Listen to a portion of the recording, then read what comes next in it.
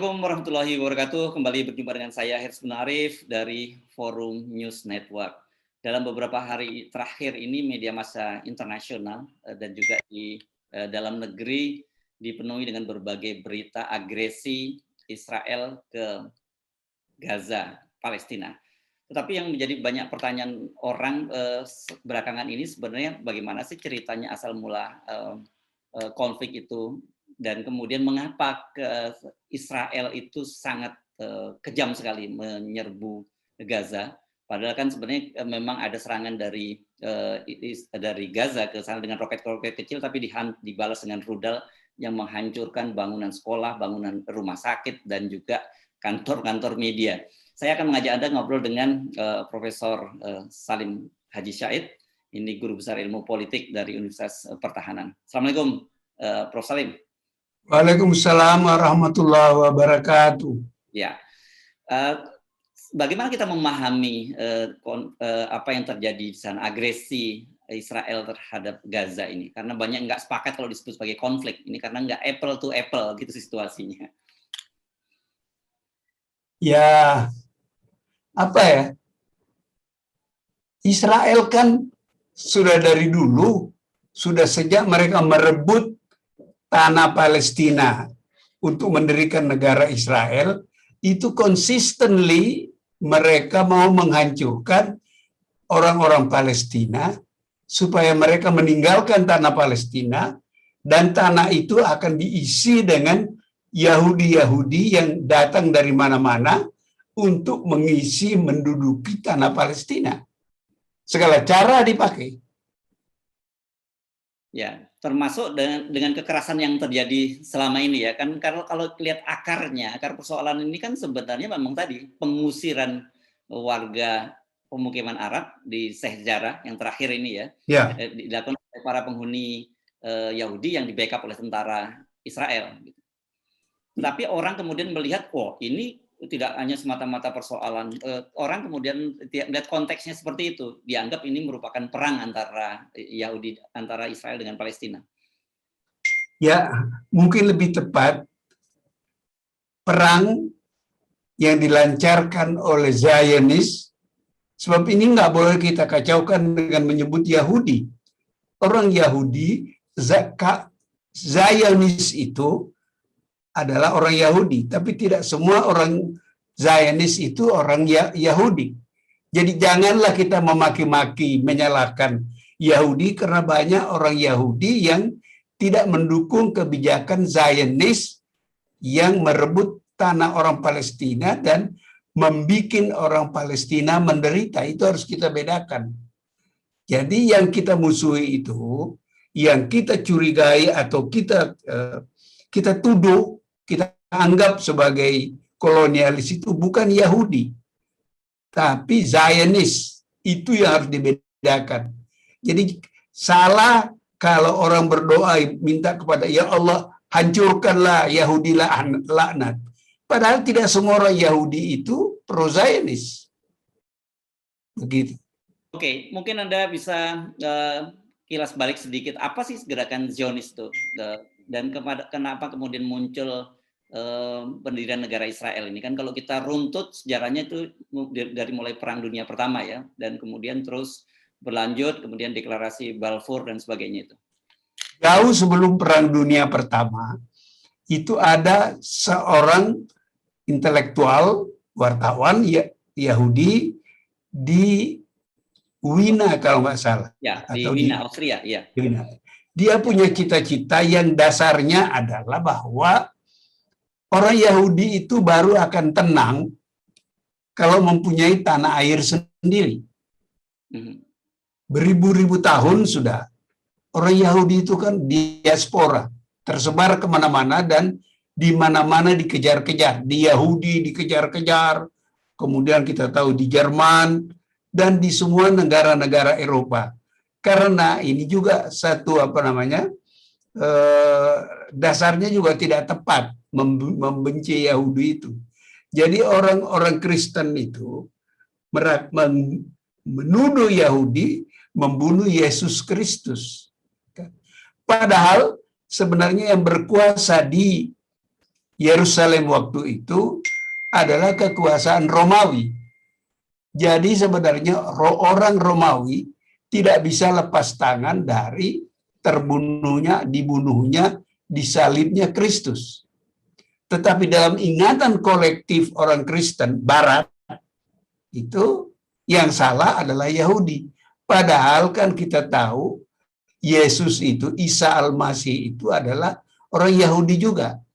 Begitu. Nah, dalam perjalanannya gagasan Zionis itu berkembang. Oke. Dan karena orang-orang Yahudi itu banyak bisnis, dan memang itu kegiatan mereka kan kalau tidak kegiatan akademik adalah bisnis. Sebab mereka tidak bisa menjadi aparat negara. Oke. Jadi dengan duitnya itu dia memainkan peranan besar dalam mengadakan lobby supaya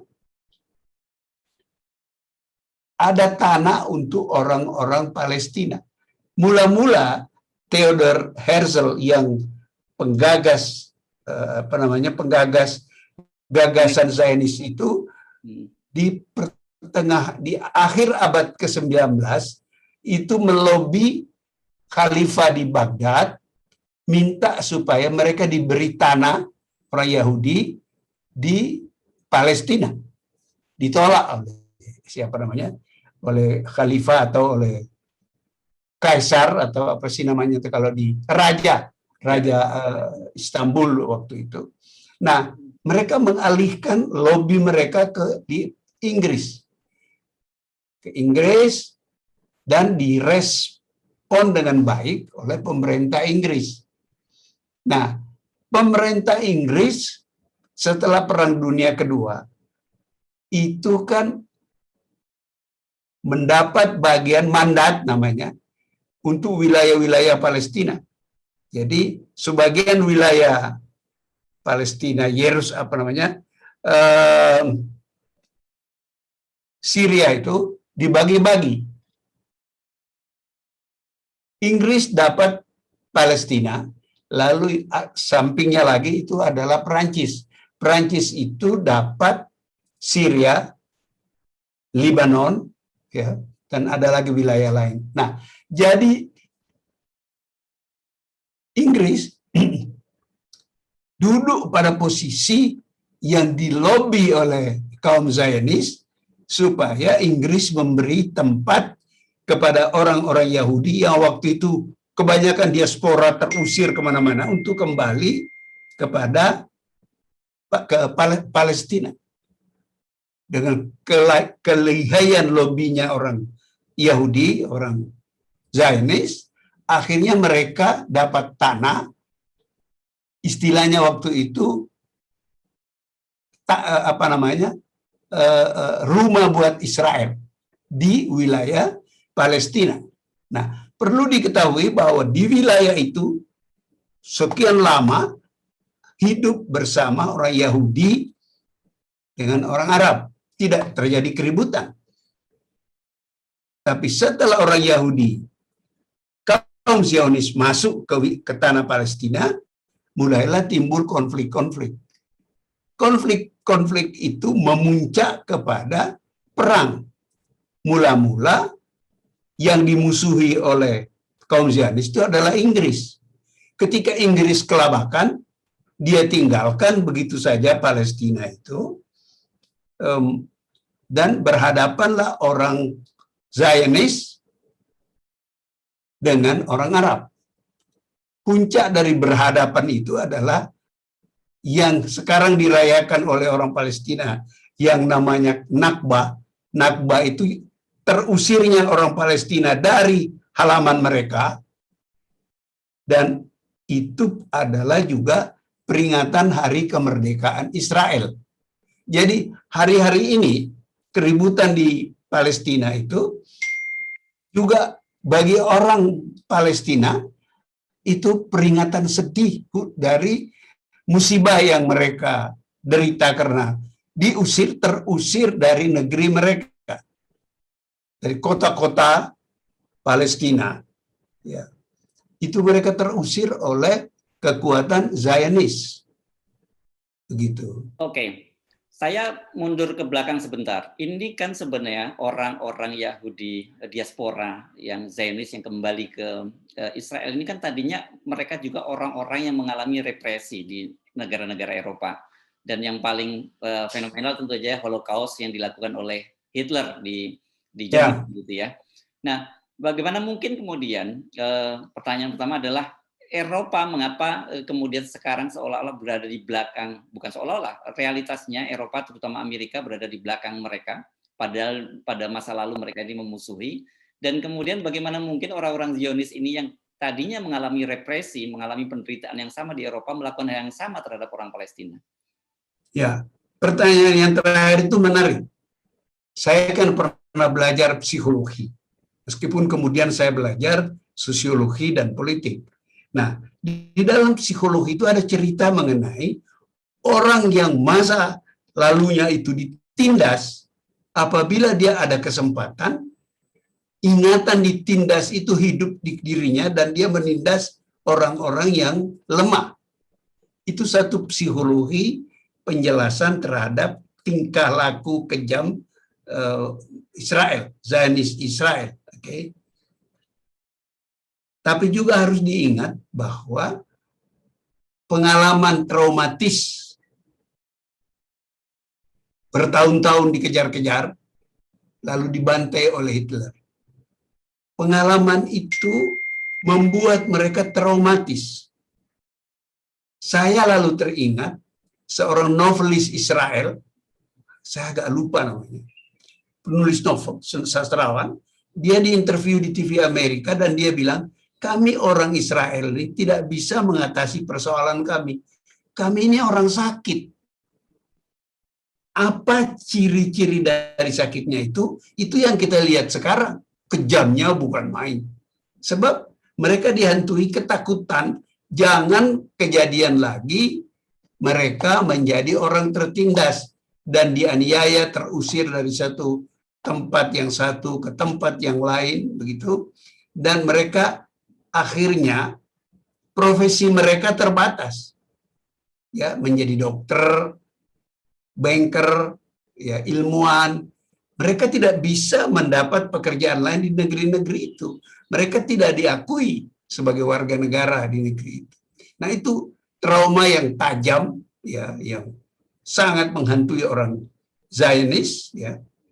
Sehingga kalau ada kesempatan, semua potensi yang mereka anggap mengancam keselamatan Israel, itu mereka layani dengan kekerasan. Kekerasan luar biasa. Dan tidak ada ampun. Dulu ketika ada pembajakan terhadap orang-orang atlet-atlet Yahudi di Munich, masih ingat dulu? Ya, di Munchen, ya, di Munich. Ya. Munich. Ya. Itu tidak diselamatkan. Tidak mau Israel itu berdamai dengan apa yang mereka anggap teroris. Biarkan aja mati. Begitu. Jadi karena itu orang Israel itu berjaga-jaga jangan jadi korban diculik atau jadi korban teroris, karena negerinya tidak akan menyelamatkan dia. Prinsipnya seperti itu. You don't talk to the terrorists, because if you talk, you will be the beban bagi negerimu untuk sibuk membebaskan orang-orang Yahudi yang ditangkap, orang-orang Zionis yang ditangkap. Nah, yang kita lihat terjadi di Israel sekarang ini, perang antara Israel dengan Hamas, dengan Palestina, adalah itu sekejam-kejamnya, supaya mereka mati semua, atau mereka melarikan diri, kosonglah negeri itu dan mereka isi. Jadi jangan berharap bahwa Israel ini akan bertindak humanistik. Ukuran mereka itu lain, mereka tidak sehat. Kalau menurut pengarang novel itu, kami tidak sehat. Kami nggak bisa menyelesaikan masalah kita. Begitu. Nah, yang kurang diperhatikan orang sekarang, ada masalah domestik politik yang sedang terjadi, baik pada pihak Hamas maupun pihak Israel. Anda lihat sudah 2 tahun itu pemilu Israel tidak melahirkan kekuatan dominan untuk menguasai pemerintahan. Sudah berapa kali pemilu? Oke. Nah, dengan melancarkan kekerasan seperti ini, Perdana Menteri Israel Netanyahu berharap mengubah opini orang domestik Israel sehingga dalam pemilu yang akan datang, ya, pemilu kesekian kelima barangkali dalam waktu 2 tahun begitu, itu memilih partai dia. Oke. Dan dia berharap serangan kepada Palestina ini merupakan usaha membujuk kaum radikal untuk mendukung Netanyahu. Oke. Oleh sebab itu, sekarang timbul pertanyaan. Yang menyerang Masjid Al-Aqsa itu, polisi yang masuk ke masjid, dan rombongan pemuda-pemuda dari perkampungan Yahudi, itu siapa yang menggerakkan mereka? Itu pertanyaan menarik.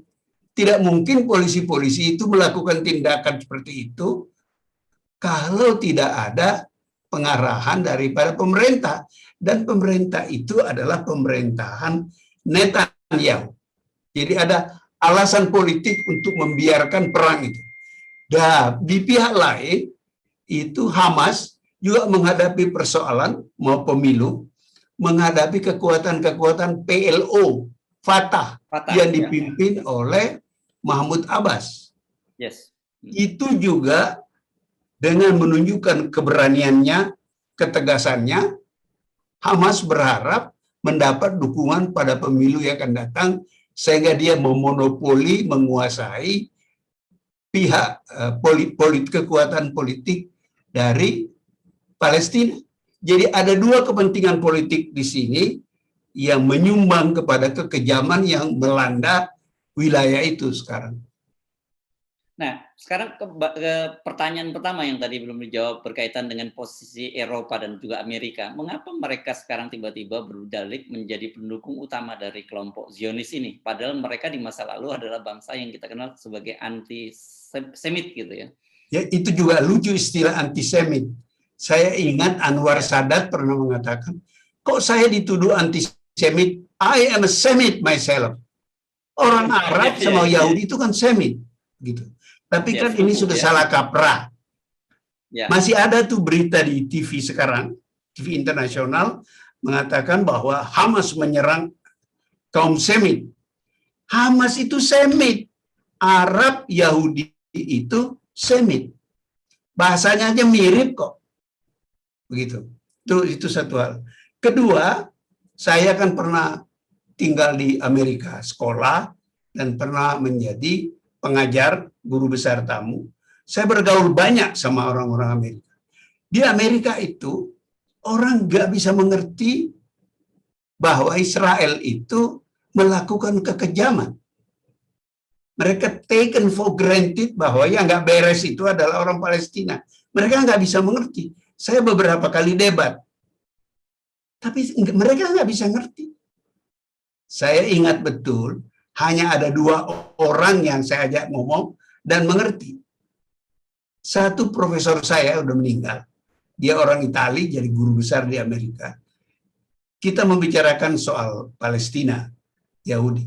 Dia bilang, Mas, don't talk about that in this university. Kamu akan diusir. Begitu kuatnya pengaruh Yahudi ya, di dalam kampus. Satu lagi, seorang pengantar surat pos. Waktu itu kan kita pakai surat, tidak pakai kayak sekarang elektronik. Tahun 70-an itu ya? Tahun 70-an akhir, awal 80-an. Nah, satu kali saya iseng ngobrol sama dia. Dia bekas tentara, ikut perang Vietnam, sudah demobilize, dan dia kerja menjadi pengantar surat. Entah bagaimana, saya bicara soal apa waktu itu, dan dia respon. Dan dia maki-maki Yahudi. Itu sesuatu yang hampir tidak bisa kita mengerti. Saya nggak bisa mengerti. Nah, saya ngobrol dengan salah seorang senior guru saya. Dia menjelaskan begini, itu karena orang Amerika itu punya rasa bersalah. Kenapa rasa bersalah? Mereka tidak berhasil mencegah Hitler membantai orang Yahudi. Oke. Baguslah, artinya masuk akal buat saya, rasa bersalah. Tapi kok diulangi lagi? Dia membiarkan Yahudi, membiarkan Zionis membantai orang-orang Palestina dengan cara kejam, dan Amerika justru mendukung Israel. Ini kan sulit dimengerti. Ya. Tapi begini, juga harus Anda ingat, kalau di Indonesia ada orang yang tidak bisa membedakan antara Yahudi dan Zionis, di Amerika juga banyak yang tidak bisa membedakan Arab dan Islam. Ya. Jadi salah kaprah banyak terjadi. Mereka misalnya tidak mengerti, pertama yang tadi saya katakan, mereka tidak bisa menerima, tidak mengerti bahwa Yesus itu Yahudi. Mereka nggak ngerti. Sebagaimana mereka tidak bisa mengerti bahwa Arafat itu istrinya perempuan Kristen. Dan negerinya itu sekuler. Oke. Kalau Hamas, yaitu ideologinya Islam. Gitu. Kalau itu mereka tidak mengerti, ya mungkinlah. Tapi ini yang tadi ini, rata-rata orang Amerika, kalau kita ngobrol mengenai Israel, mereka pro-Israel. Di kepala mereka itu ada chip khusus membela Israel. Nah, bahkan itu kita lihat juga pada sikap Presiden Joe Biden yang baru saja terpilih. Ketika dipilih waktu itu kan dia kelihatannya sangat mendapat simpati dari umat Islam, dan dia juga idiom-idiomnya dekat dengan Islam. Tapi sekarang ketika dalam konflik terbaru ini dia langsung menyalahkan Palestina dan membela Israel. Apakah ini ada kaitannya dengan kuatnya lobby dari Yahudi di Amerika, yang kan kita tahu ada AIPAC, lembaga itu yang dimana hampir semua presiden Amerika ketika terpilih menjadi presiden itu pidato pertamanya biasanya di lobby Yahudi itu. Ya, karena sebagian karena lobby Yahudi, sebagian karena apa yang saya bilang, sudah tertanam chip di kepala orang Amerika yang membuat mereka membela Israel apapun yang dilakukan oleh Israel. Boleh saja ketika kampanye Biden misalnya mengakomodir, kan sekarang banyak orang-orang Islam di Kongres Amerika. Itu diakomodir karena itu kan punya pengikut. Tapi ketika harus mengambil keputusan, tidak mudah bagi dia untuk menyalahkan Israel. Ini akan terjadi. Ini juga terjadi di zaman Nixon. Kalau kita baca riwayat Nixon, dia kan menggunakan Henry Kissinger, pra-Yahudi kan, di Jerman. Tapi sebenarnya dia nggak senang, di belakang itu dia ngomongnya itu menyepelekan Kissinger, disebutnya Haimi. Haimi itu penghinaan kepada orang Yahudi.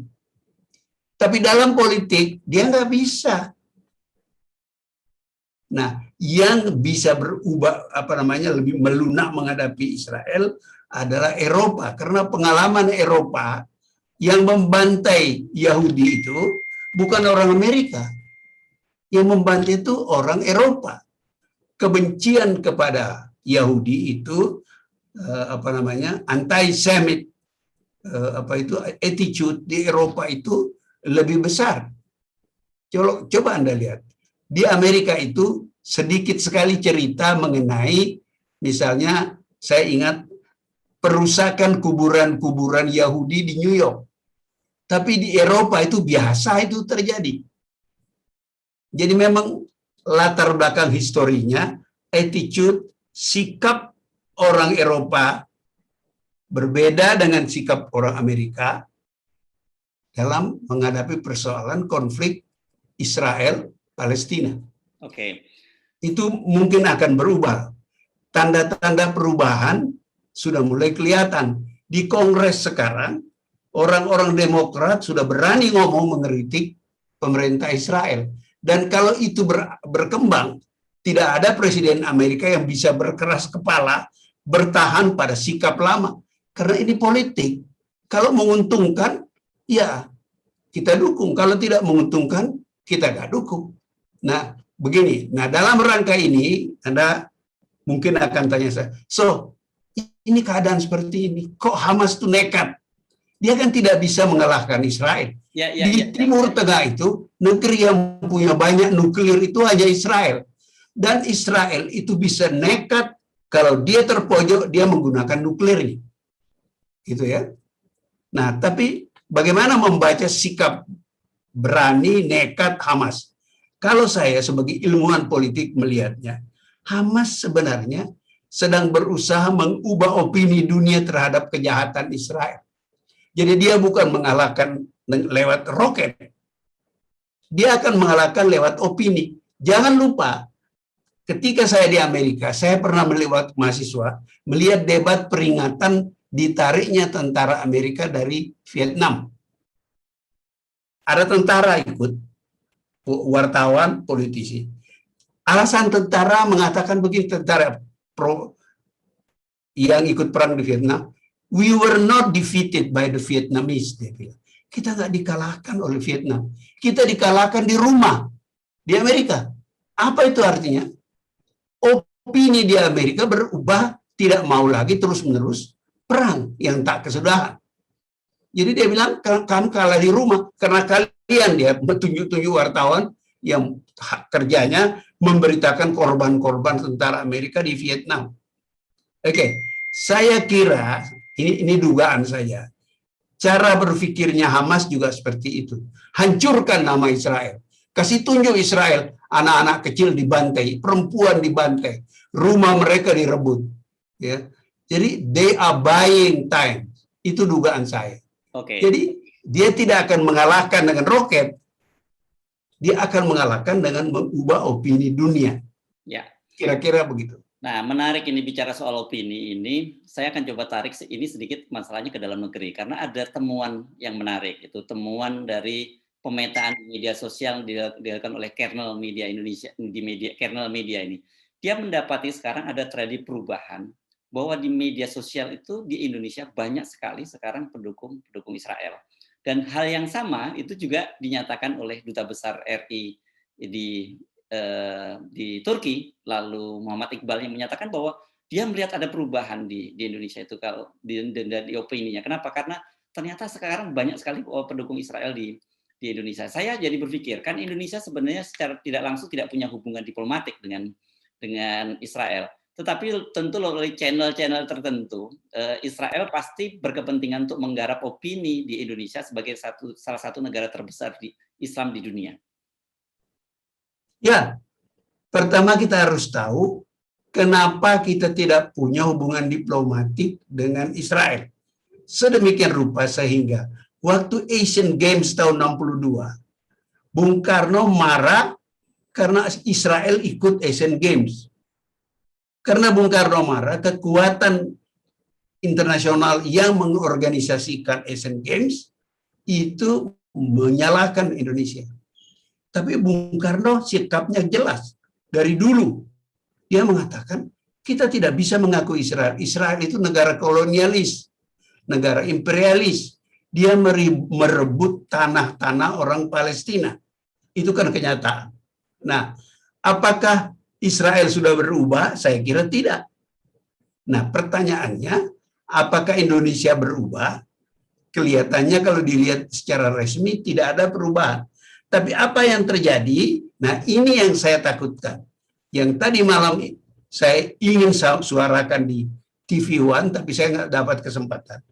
Saya takut bahwa yang terjadi ini orang mengindonesiakan konflik di Timur Tengah. Jadi ada ketegangan, ada pemecahan, pembelahan masyarakat Indonesia, ya, yang kalau kita hati-hati melihatnya dengan tenang, ada tekanan, bukan tekanan, ada sikap anti-Islam di Indonesia, ya, dan itu ditumpangi dengan sikap pro-Israel, karena dianggap yang melawan Israel itu Islam. Kebetulan memang banyak orang Islam lebih vokal mengkritik Israel, lalu diidentifikasikan oleh kekuatan anti-Islam. Nah, ini pro-Palestina. Nah, kita harus pro-Israel, sebab kita berbeda dengan orang Islam. Nah, ini yang saya takutkan di Indonesia. kita menasionalisasikan konflik yang terjadi di Timur Tengah. Hanya karena kita tidak mengerti. Dan juga kekeliruan banyak, ya bagaimana mengatakan kekeliruan juga tidak betul sebenarnya. Seperti talk show yang saya ikut tadi malam. Ditekankan banyak menekankan penderitaan umat Islam. Ya, tapi ini kan bukan hal istimewa.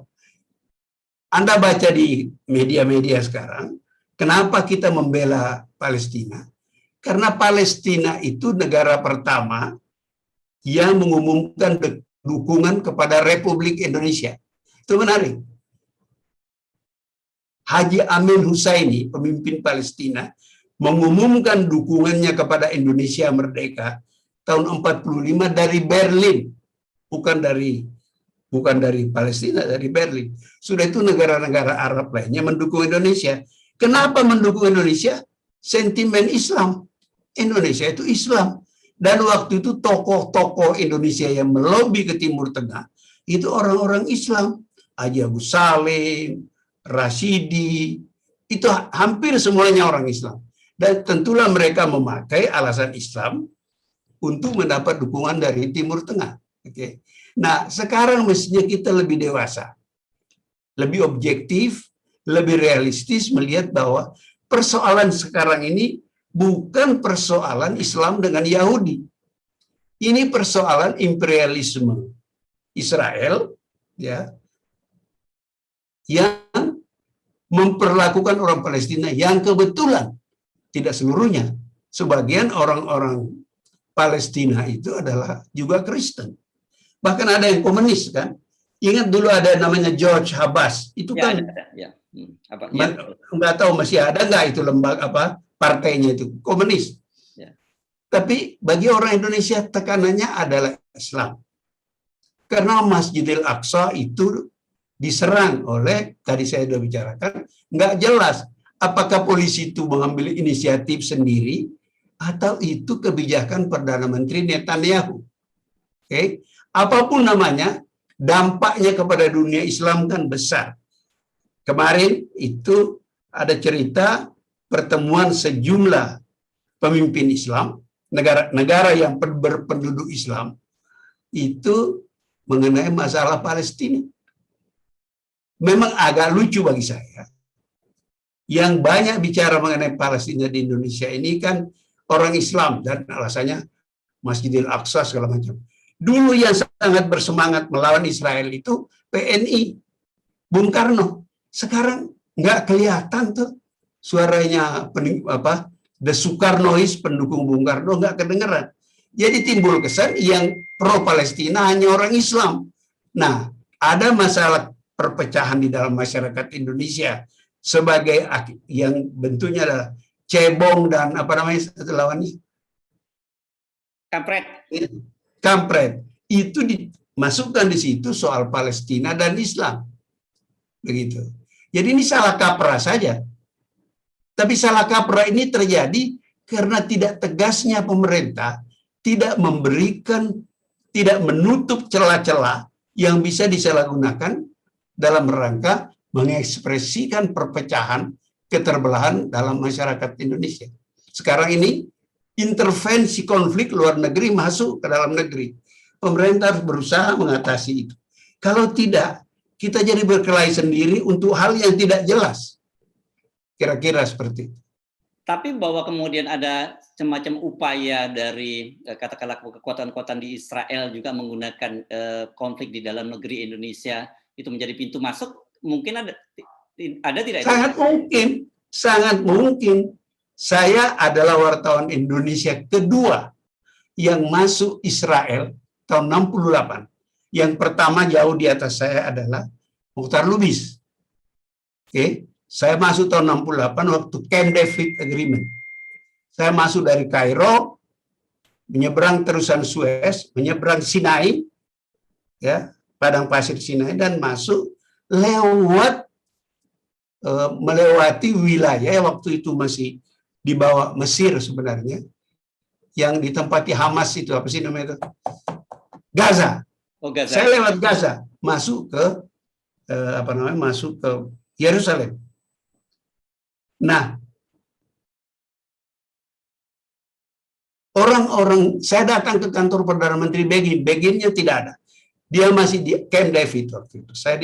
Saya menginterview orang dekatnya dia. Dia bilang, apa alasan kalian tidak mengakui Israel? Mesir mengakui kami. Waktu itu baru Mesir, sekarang sudah banyak negara Arab. Nah, dia cerita apa yang bisa kami lakukan. Dia cerita mengenai transmigrasi segala macam. Saya dikasih buku-buku. Karena saya kan tidak tahu soal itu, buku-buku saya berikan kepada Ghafur, Abdul Ghafur, Bung Ghafur. Waktu itu Menteri Pemuda dan Olahraga. Lalu mereka bilang begini, nggak susah kalau ada teman Anda mau ke Israel, Anda datang saja ke kedutaan kita di Singapura.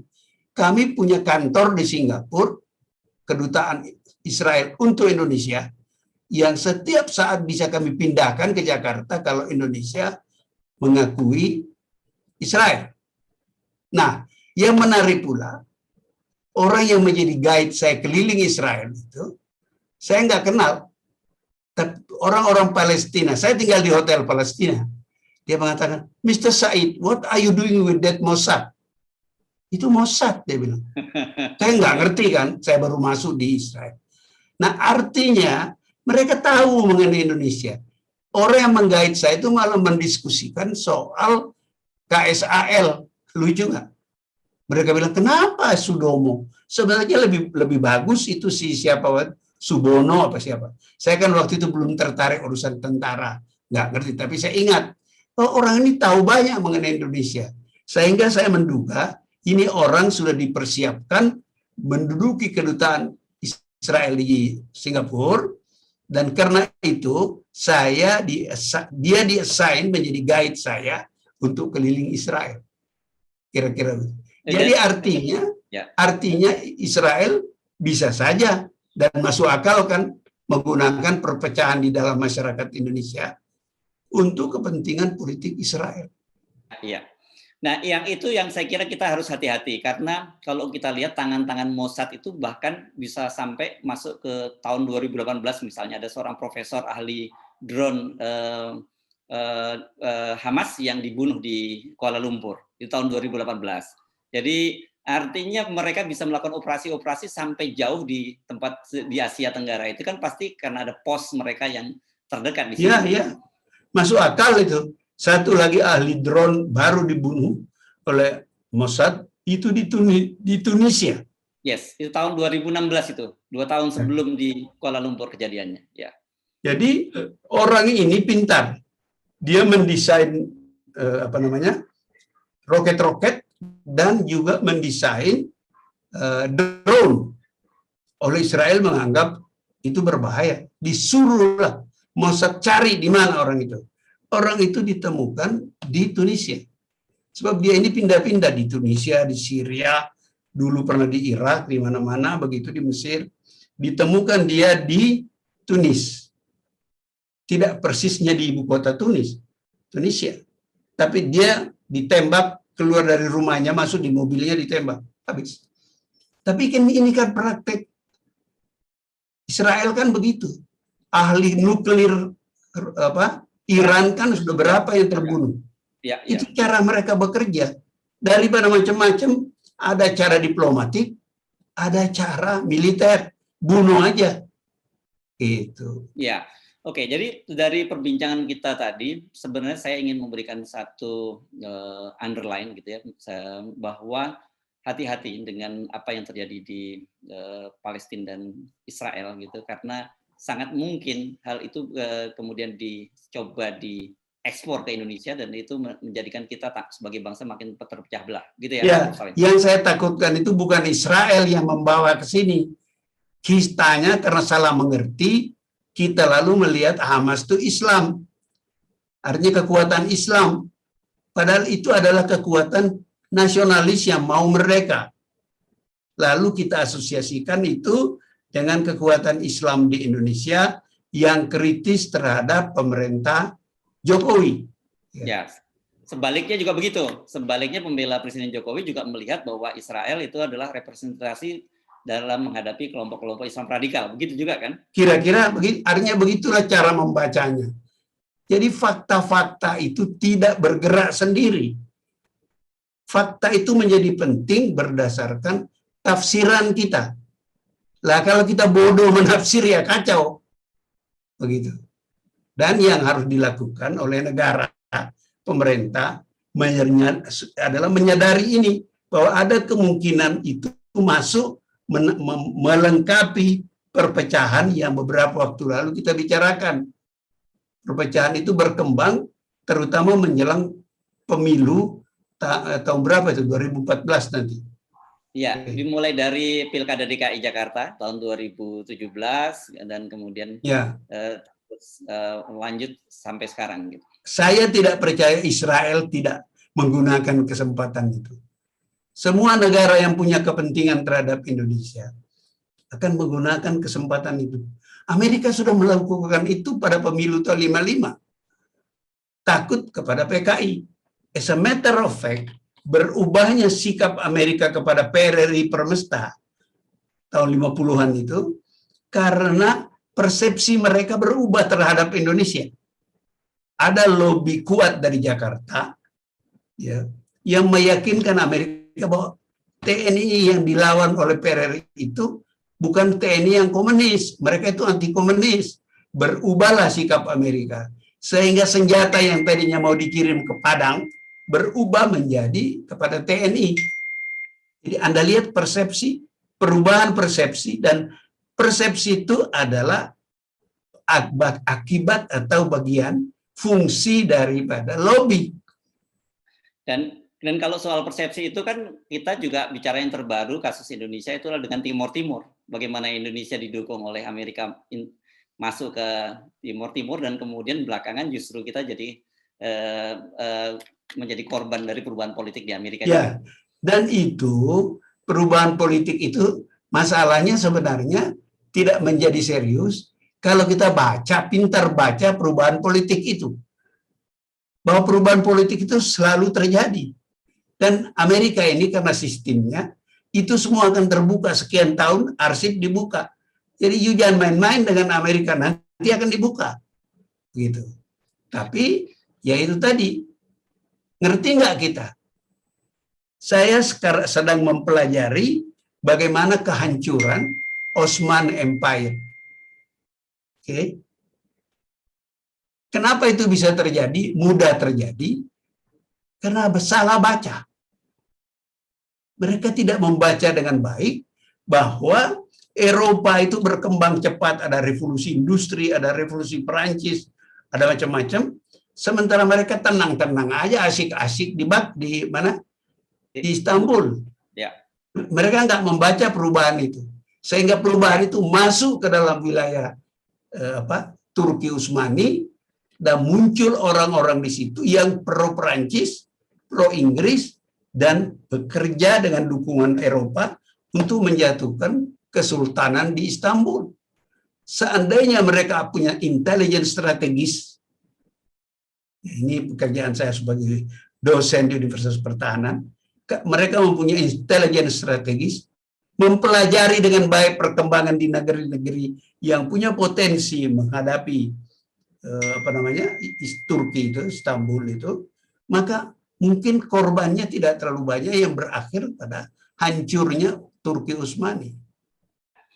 Baik, Prof. Salim, jadi dari peristiwa-peristiwa tadi dan fakta-fakta sejarah tadi kita harusnya lebih banyak belajar dan kemudian tidak lebih harus diperkaya literasi, jangan melihat persoalan itu sangat simplistis apalagi hitam putih. Ya. Jadi kita harus tahu apa yang sebenarnya terjadi.